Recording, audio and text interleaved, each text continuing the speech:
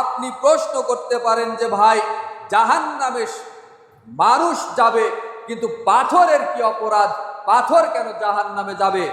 আপনাকে একটু বুঝাই, পাথর দিয়ে জাহান্নামে মানুষকে শাস্তি দেওয়ার কারণ হলো একটাই হতে পারে।